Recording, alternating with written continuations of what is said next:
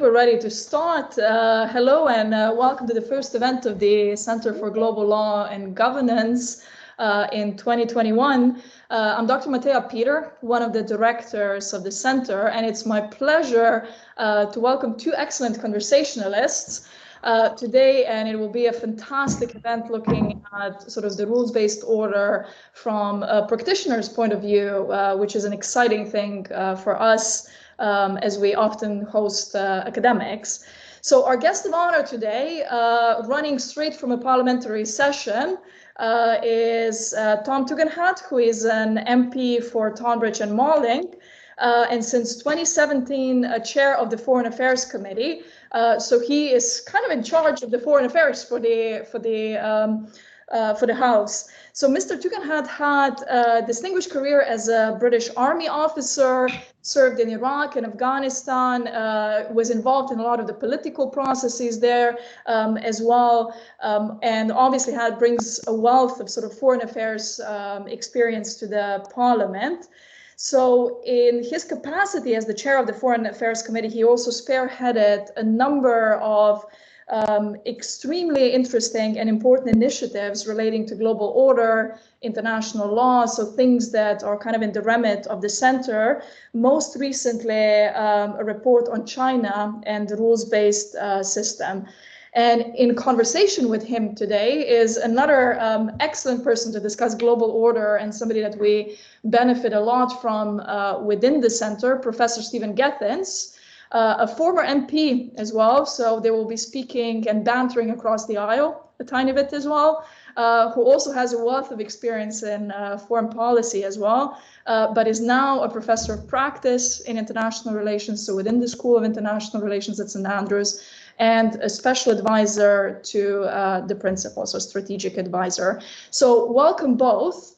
Before I pass on to Professor Gethins, I just wanted to sort of inform everybody that the event is being recorded. So I see that everybody does have their camera switched off already. I would also kindly ask you to mute your microphone.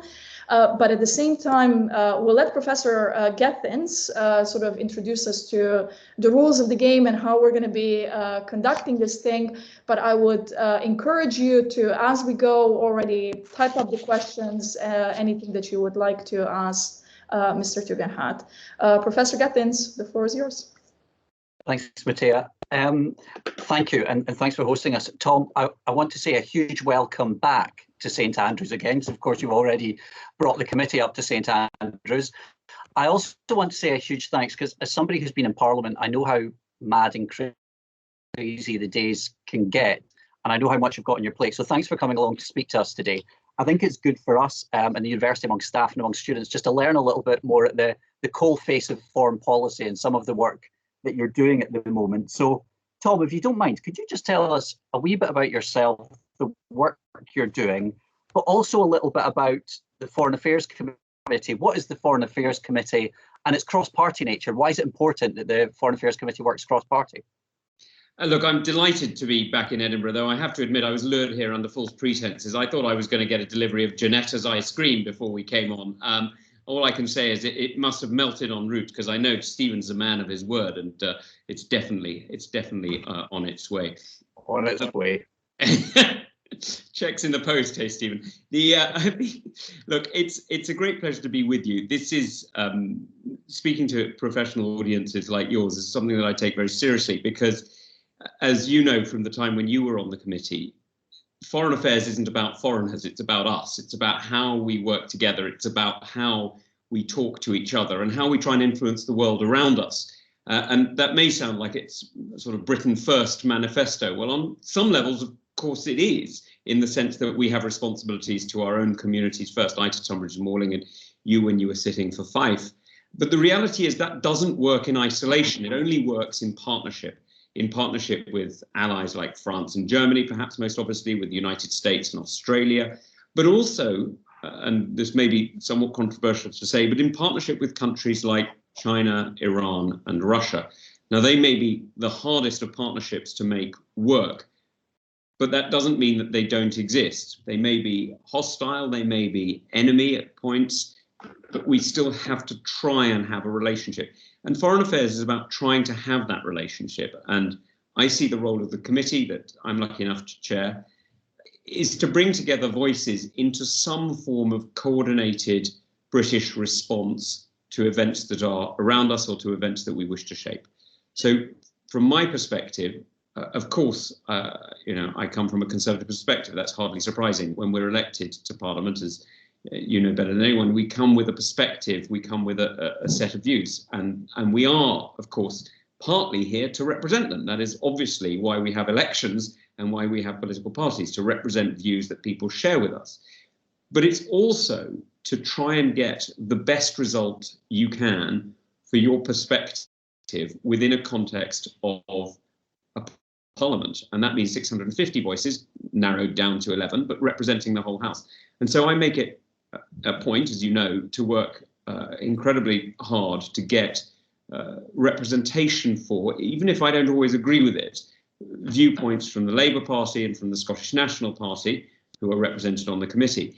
But also, actually, I spend time talking to people in other political parties, Plaid, the Liberals, in order to make sure that their views are heard too, and the DUP, the Alliance, and the SDLP. You know, just because they're not on the committee does not mean the committee doesn't work for them. The committee serves the whole House. It is a delegated committee of the House of Commons. It doesn't have a standing in its own right. And so what I try and do is make sure that I at least understand the views, even if I don't agree with them, and try and get a coordinated response. Now, it doesn't always work, and if we have to divide and vote, well, fine, then we do, and that's how democracies resolve differences. But if we can resolve them through discussion, then I think that's preferable.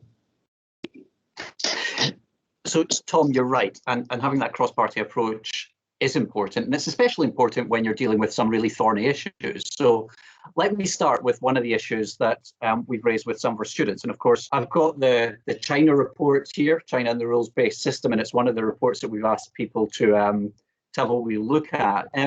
I should also say, and I hope you don't mind me saying, Tom, the Foreign Affairs Committee reports are a fantastic resource for anybody out there wanting to have a look.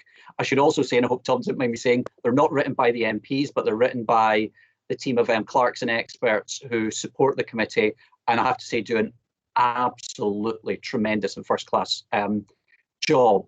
But on issues like China and the international rules-based system, how does the UK engage? How do we build partnerships when it comes to issues like democracy in Hong Kong, when it comes to the treatment of the Uyghur community, or if it comes to businesses and governments respecting commonly agreed rules? So how do you deal with a country the size of China with a very different political tradition and other traditions from the United Kingdom? Well, look, China poses a unique challenge. China isn't just another country. It is probably already the world's largest economy. It may be the second, but it's certainly up there.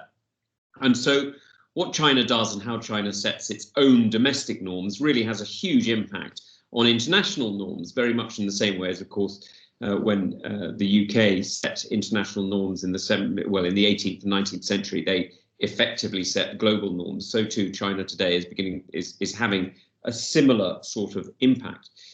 So engagement is really a challenge, and this is where, you know, there are some things, of course, that we do alone, and that may be in terms of defending academic freedoms. And I know that many people in St Andrews will be aware of the call-outs that we've warned about, where some academic institutions have accepted money from China or Chinese sources and then decided to censor themselves. And then there are, and that's something that the UK can do a bit about on its own. But there are other areas where, frankly, there's not much we can do on our own. And we really do have to work with others. Hong Kong is an example of that. You know, the reality is we're not sending a gunboat back to Hong Kong. Nobody is arguing that we will, nobody's arguing that we should retake or attempt to retake or anything like that Hong Kong. Hong Kong is a part of China. It has a slightly different legal system and judicial system and governance system, but it is fundamentally part of China, and nobody challenges that at all. So how do we shape it? Well, we work together with the other common law jurisdictions who send judges, the Australians, New Zealanders and Canadians. We work together with other countries that trade with it, that have traditionally treated it somewhat differently, different customs agreement that it had, for example, with the United States. And we work with others in places like the World Trade Organization or the UN to try and defend the rules that China itself signed up to. These aren't impositions of a foreign power. These are voluntarily signed up to agreements of a sovereign power, in this case, the Chinese state. And so we work together, and that's really challenging, but that's where we go with this. And as you rightly say, the committee clerks do some fantastic work in drafting them. And when we go through, and I go through the reports before they go to the committee and rewrite bits and move bits around, in order to make sure that they reflect not an academic interest. And I'm delighted that academics do find them interesting, but they are not academic reports. These are not the reports of a think tank or a policy shop. And they're not the reports of an academic, no matter how impressive. These are the reports of the political views of 11 elected politicians trying to represent the interests of the British people in whatever way they think is best. And so these are fundamentally political reports and should be seen as such, even if they have strong academic background that the committee clerks are able to give them. No, they are, and I think the thing is, and I'm proselytizing to some of my colleagues, Tom, about the value that they'll find in some of the primary research that are contained in these reports, which will be really valuable for people to read. But on that, and you talked about building that coalition in terms of China. So let me ask you about another issue, which is that of Russia. Now, you have a Russia. We're looking at the jailing of Alexei Navalny for having the temerity to seek treatment in Germany, having avoided assassination by the state. And there's clearly a serious issue. As well as building these alliances, do you think the UK is doing as much as it can to bring pressure to the Russian authorities? And I make particular reference to the report that you put out previously about some of the finances on that. Look, I think that's an excellent question. I have to say I saw the trial yesterday, if that's what you call it, yesterday, and the sentencing of Alexei Navalny to 3.5 years for surviving, having the temerity to survive an assassination attempt. I mean, how dare he have that gall? And I did sort of wonder what Herod would have given Jesus Christ had he only had a couple of Russian judges with him. How many years would Christ have got for daring to rise from the dead? Probably 100 or so. But look, the reality is we're dealing today with a Russia that is no longer a functioning state in the traditional sense. Of course, it's got state-like appearance. Of course, it has state-like authority. But in reality, it's a mafia cabal sitting on top of a state and like a leech drawing blood from the very organs of that state. You see this in the fact that the Federal Security Service, the so-called FSB, has been effectively eviscerated over the last 20 years. It's no longer the KGB that was the feared enemy of John le Carre's spy masters. It's the Russian armed forces has also been eviscerated in various different ways, and is a shadow of its former self. And you see this time and again, that this is an organization that has really broken down and in order to serve the desires not just of one man, but actually of a collection of mafia-like dons. And this is where the UK actually does have some power. In fact, we have rather more power as an individual than many other individual states. And that doesn't mean that we should act individually, but we therefore have more responsibility. And the report that we wrote together actually was Moscow's Gold, which was in May 2018, I think, in which we highlighted that dirty money sadly moves through the city, whether London or Edinburgh, and through our investment houses, our legal bodies, and sadly through too many willing enablers who we need to work on calling out, and we need to work on freezing those assets, because the money that has bought property that sadly we all know of too frequently, whether it's apartments in Knightsbridge or shooting estates in the Highlands, we know where the money has come from. It's come from literally the pillage and murder of the Russian people. And we must be very careful that we do not enable it. And that's why I'm very pleased that Dom Raab, when he was a backbench MP, was instrumental in getting the Magnitsky laws through. And I know that the SNP and other parties as well were very supportive of that. And so it's important that we use those laws. And the one thing I'm slightly disappointed at so far is that I don't think we're using them enough. Yeah. I think that there are people who we could target who are currently using the joys of all that Britain has to offer, from sending their kids to school at Fetters or Eton to going playing polo or shooting in the Highlands, doing whatever they fancy. And we are not putting a freeze on that. And I see no reason why we should feel that it is our obligation to educate the children of assassins, or indeed to give luxury, to sell luxuries to the assassin themselves. You know, I think this is something that we can call out, and we should. Okay, I'm going to come, and I've got a couple of questions coming in, Tom, so I hope you don't mind. I'm going to move on to a couple of these that I'll read out for you. First question's from Adam Bauer. How do you think that Brexit will influence the UK's enactment of foreign policy objectives?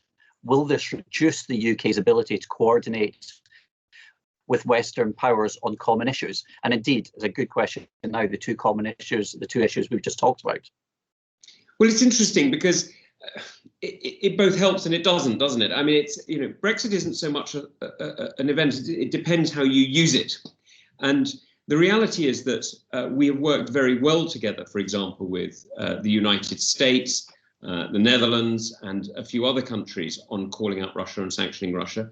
And the objections have come, sadly, from places like Germany, where actually we've seen obstacles. So in theory, this could actually help in different ways by coalescing different arrangements and different agreements. Now, as I say, it will have advantages and disadvantages. It's not a universally good or a universally bad thing. And it's up to us now to manage the process of making sure that as one of the world's largest economies, depending on how you count, we're fifth or sixth, as one of the world's largest military powers, and for this conversation, or for this part of the conversation, one of the most important financial centers of the world, how we use and leverage that authority to make a difference. And, you know, if you look at the way, for example, that we've worked on the E3, there's no reason why leaving the European Union should change that. It certainly hasn't. And if you look at the way that the European Union has worked on foreign policy, I think it would be polite to put it that they've never really had a single foreign policy.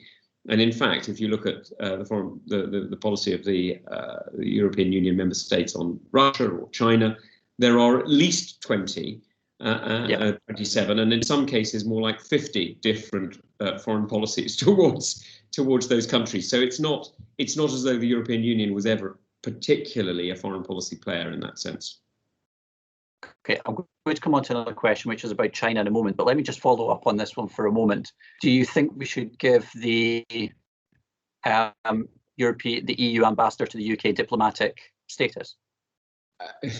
This is one of those silly arguments. It makes no difference at all. The only thing we're not doing at the moment is he's not getting to meet the Queen because he's not coming from a sending state. I mean, who cares? Sorry, I mean, sure. Okay. Well, look, let me move on to, we've got another question here from Nicholas. Nicholas, thanks to everybody sending in questions here.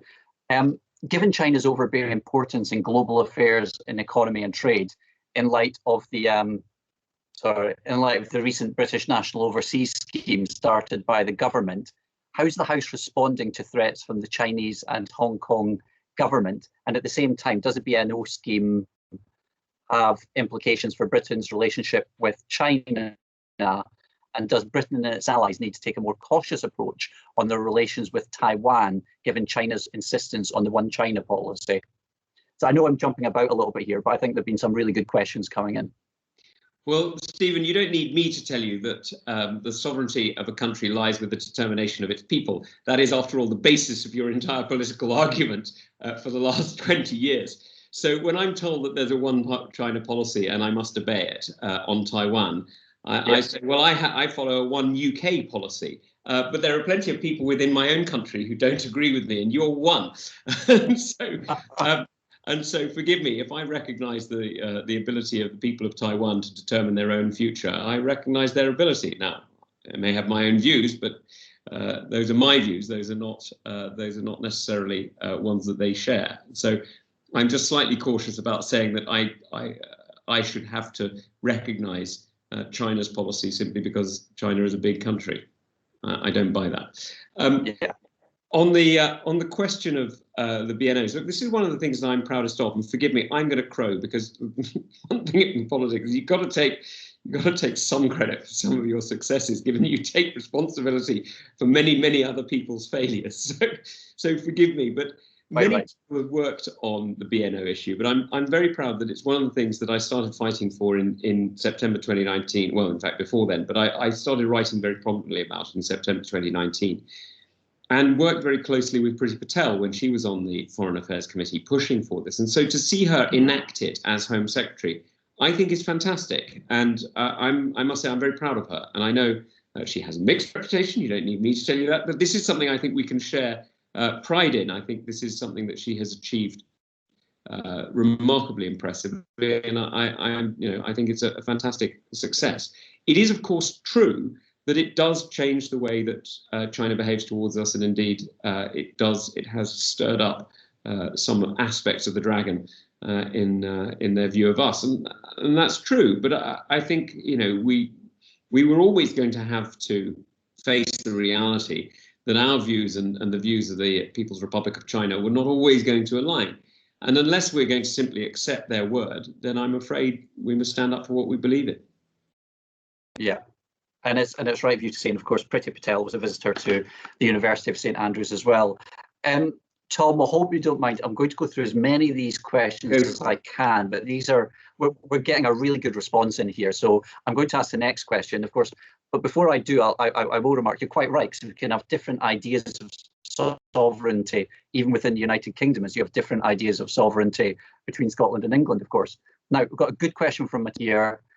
Could you comment on the moral authority of the UK in advocating for a rules-based order when its minister openly admits that the UK is willing to break international law in a specific and limited way? Is that a break in UK international stance towards international law? That's a question that you might have expected to come up today. Look, this is something that I have expected it, and as you will know, I spoke in the House pointing out that this was an unwise thing to do. The reality is governments constantly break international law in minor ways. Every government does it all the time in various different ways. And some governments advertise it in the way that Brandon did at the dispatch box, and in the way some people are advertising that they might do it for referenda. I shall leave that there. And other people are more coy about it and do it in different ways. But the reality is international law isn't a single coherent body of law.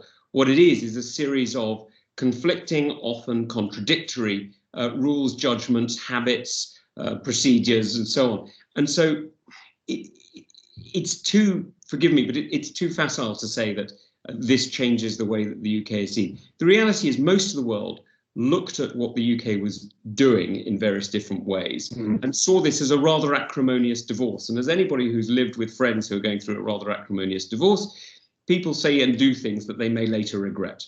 I think that was an unwise thing for Her Majesty's government to do, and I said so in the House of Commons at the time, and didn't support those amendments for very obvious reasons. Oh, sorry, those not amendments, those sections of the bill for very obvious reasons. And the European Union has just done something else that I think is rather unwise in invoking Article 16 of the Northern Ireland Protocol. I thought that was acrimonious, unwise, and again part of a rather malignant divorce proceedings that is unfortunate. I think most people see both of those things in context and realise that the UK government is as trustworthy today as it was, yesterday or 100 years ago. It's, the reality is that all governments have an interest in expediency. Of course they do, but look to structure international laws and norms in order to defend the interests that they value. And for us, it's predictability and stability. Okay. Thanks, Tom. And we'll have to wait for another day to dig into that any further, because we do have some great questions. The next one's Kurt Messina. The US adopted the Foreign Agents Registration Act in 1938 to force declarations of funds to the German-American. While it has become a lot more prominent in the past 5 years and has gaps, to my knowledge, it is the only legal regime in the democratic world to ensure transparency of foreign money, coming in with the express purpose of influencing American politics. Do you think the UK should adopt a similar regime, and should other G7 democracies? Yes, I do. And we're not alone in talking about this, actually. The Australian government's talking about it at the moment. But we know, we all know of people who are working for Russian companies in ways that, frankly, raise huge questions when they're also involved, even if they're now retired, is still involved in politics or still advocating political positions. It does raise questions. And we know that this is an issue. And I think it's absolutely right that we should call it out. I would like to see a Foreign Agents Registration Act in the UK. And indeed, I think we published a report, I'm going to get it wrong, but sometime in 2020 that called for it. Okay, good. Well, I'd encourage colleagues on the call to go and have a look at the Foreign Affairs Committee website. They'll find that. Now, next question, and I hope the principal doesn't mind me saying this, but it's a fabulously St. Andrean question, is the next one, which is, how does your background in theology inform the way you approach the political world? This is genuinely the best question I've had, because I have no idea. It's very and that's from Robin. Thank you, Robin. Cracking question.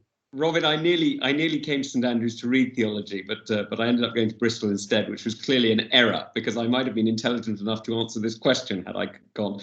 I think, look, I tell you what, some theologies informs me about is people think that theology is about God. Theology, of course, has absolutely nothing to do with God, because nobody knows anything at all about God. Theology is all about people and how people think about God and how they structure their lives in order to understand the natures of power and relationships between people and the uncertainty of the divine.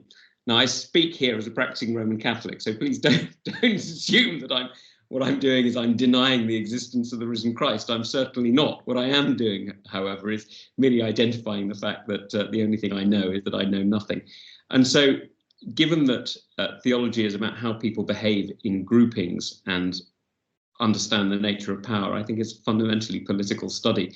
And my study of the Reformation, including the wonderful story of John Knox preaching from a cathedral not very far from you, where you are now, with two loaded, Archbishop Laud, forgive me, preaching from a cathedral in Edinburgh with two loaded pistols on the pulpit to make sure that they would listen to the end of his sermon. I do think that it's taught us not a little bit about modern politics too. We'll gloss over the fact that you chose Bristol over the University of St Andrews, but those listening can take their own judgment about how that reflects on you, Tom. The next question is a good one as well from Luke Midup. And actually, I'm going to preface this with, I'm somebody who's quite critical sometimes of the way that the Westminster system works. I think it could be better, but I actually think the Select Committee system works very, very well, and is somewhere where Holyrood could learn something from Westminster rather than the other way around. So the question is, how would you reform the Select Committee system to make it more effective?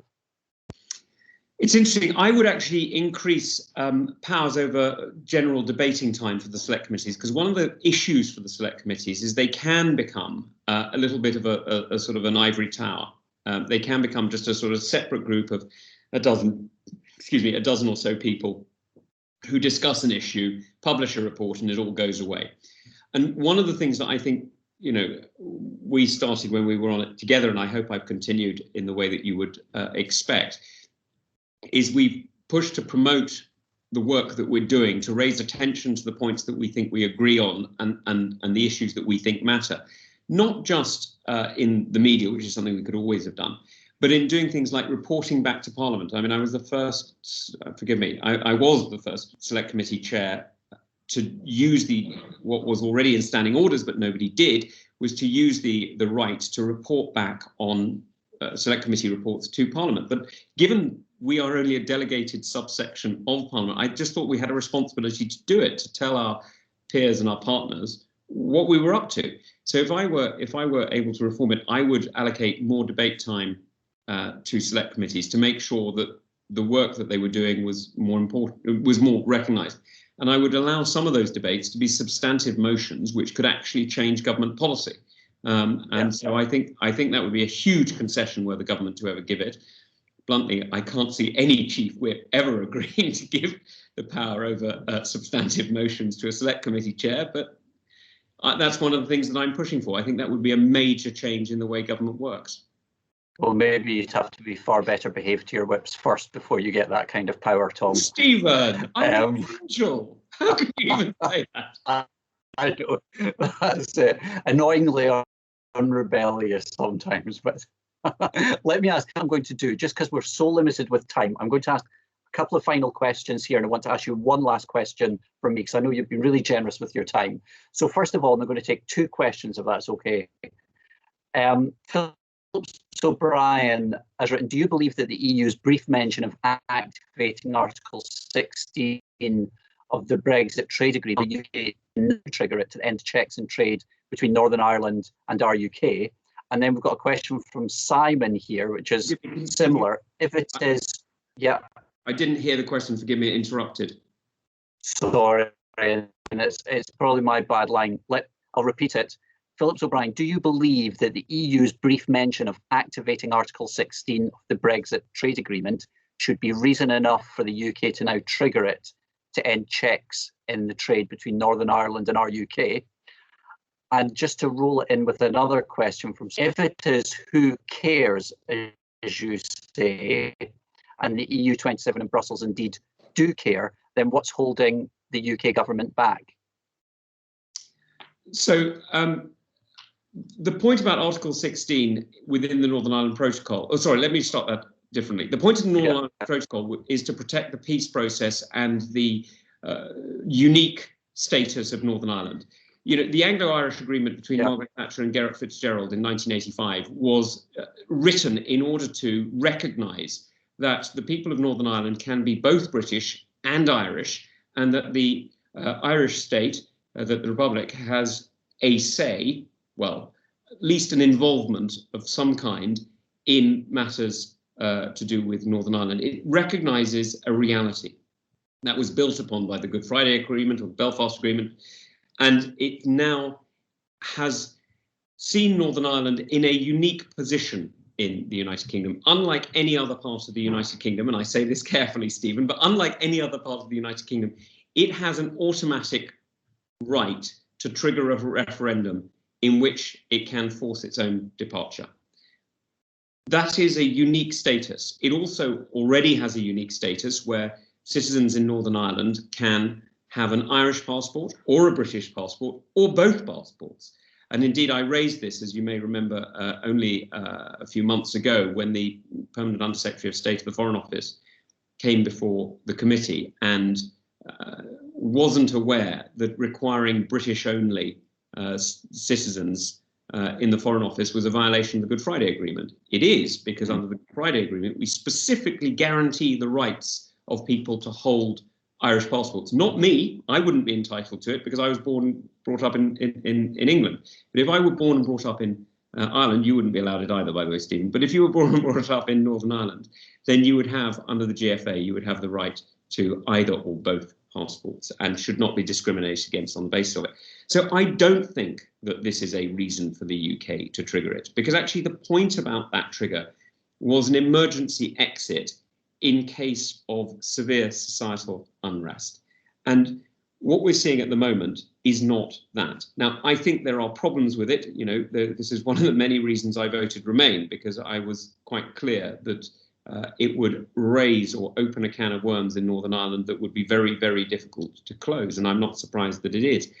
But that doesn't mean that they are not resolvable. They are, but they require a lot of work, a lot of goodwill, and frankly, they require something that I used to talk about when I was negotiating with the Taliban in Afghanistan, and that we used to see in Northern Ireland. It requires a form of sustainable ambiguity. It is a mistake sometimes to be too legalistic. Sometimes you have to recognise that life is complicated. Okay, thanks.